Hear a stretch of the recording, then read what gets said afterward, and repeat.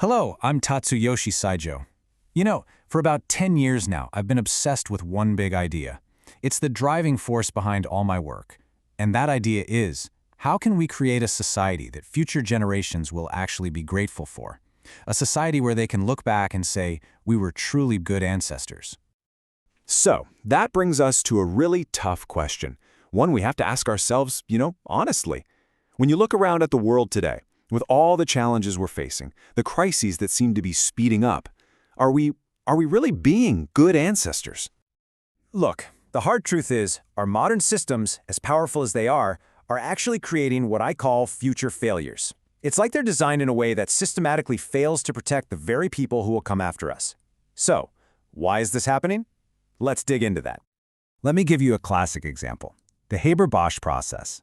It's an incredible story, really. Back in the early 20th century, it was a miracle. It solved a huge crisis, the very real threat of global famine, by letting us create synthetic fertilizer. But, and this is a big but, it had a dark side. The same process made it possible to mass-produce explosives, which fueled horrific wars. And on top of that, it's completely thrown our planet's natural cycles out of whack.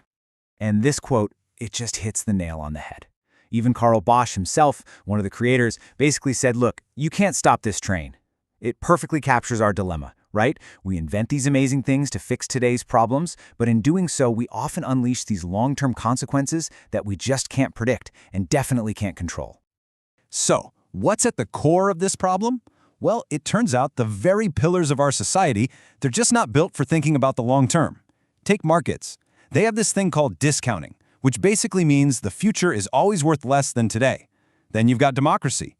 Politicians, they have to focus on the voters of today to get reelected. And even science, which is driven by this amazing passion for discovery, can accidentally create brand new problems for tomorrow. Okay, so seeing all these systemic problems, I started to think, what if we tried a different approach?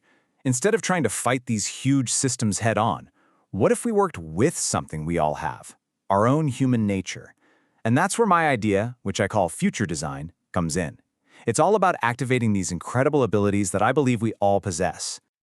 So what is it exactly? Well, to put it simply, future design is all about intentionally creating a world that our descendants will actually thank us for.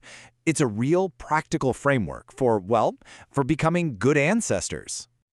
Now, here's what makes this really different from the way we usually tackle these things. Traditional social science, for the most part, looks at our values, like self-interest, and says, okay, that's a given. Let's build our systems around that reality.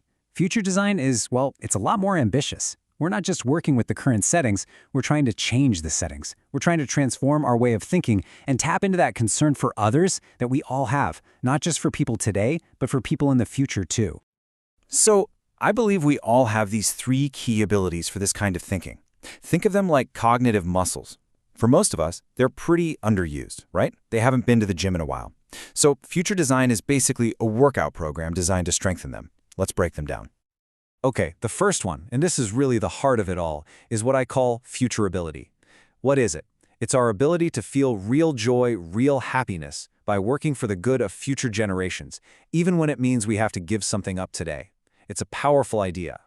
Next up is presentationality. This one's about caring for the people who are here with us right now. It's about empathy, it's about fairness, and this is so important because, let's be honest, you can't build a just future if you're standing on an unjust present. It just doesn't work.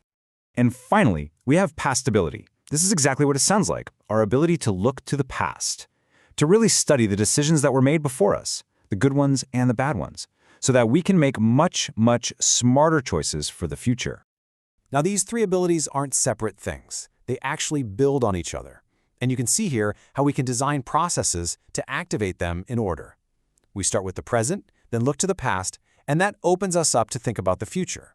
It's a sequence that really expands our whole perspective. It's how we grow those muscles. So here's a quick summary of how it all fits together. You see, each ability has a corresponding design. The key one here is futurability. How do we activate that? Well, the key mechanism is getting people to imagine themselves as future generations. For pastability, we use historical evaluation. And what's really interesting is that presentability, our empathy for people today, often gets a huge boost as a kind of positive side effect of working on the other two. Okay, I know this might all sound a bit abstract, But this is where it gets really exciting, because this has been put into practice with some pretty amazing results. Let's take a look at a real-world case study, the town of Yahaba, that's pronounced Yahaba, in Japan. So back in 2015, we went to Yahaba and asked residents to do something pretty simple: create a vision for their town for the year 2060. We split them into two groups. Group 1, they just discussed the future from their regular, everyday point of view. But Group 2, we asked them to do something different. We asked them to become imaginary future generations, to actually think, speak, and make decisions as if they were living in 2060. And what happened? Well, the present-day group was predictable. They were completely stuck in today's problems. Their big ideas were things like, we need to make sure we have enough nursing homes. Very practical, for sure, but totally limited. It was basically business as usual. But the other group, the ones imagining they were from 2060, wow, it was like a switch flipped. Suddenly they were free from all the baggage of the present. They came up with these incredible, bold, legacy-building ideas. Like, they proposed transforming a local mountain into this beautiful nature park dedicated to a local hero. I mean, something with real, lasting value for generations. The difference in vision was just so striking, so profound, that the town itself was blown away. They didn't just say that was interesting, they officially adopted the whole practice. They started using future design to make really tough decisions, like raising water rates to pay for long-term infrastructure. They even created a whole new department in their government called the Future Strategy Department. This became real. So what we saw in Yahaba and what we've seen in other places since, it proves that this is so much more than just some academic thought experiment. It really feels like the beginning of a whole new way of thinking. This is what I like to call a quiet revolution.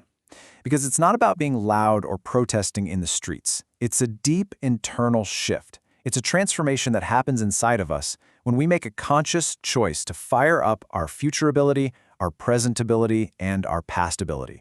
It's really about changing how we think, which, of course, is the only way to truly change what we do. The truth is, we all have these abilities. They're already inside us. We all have the power to think beyond just today, beyond just ourselves. So really, the only question that matters, the one left for each and every one of us, is this: what kind of ancestor are you going to choose to be?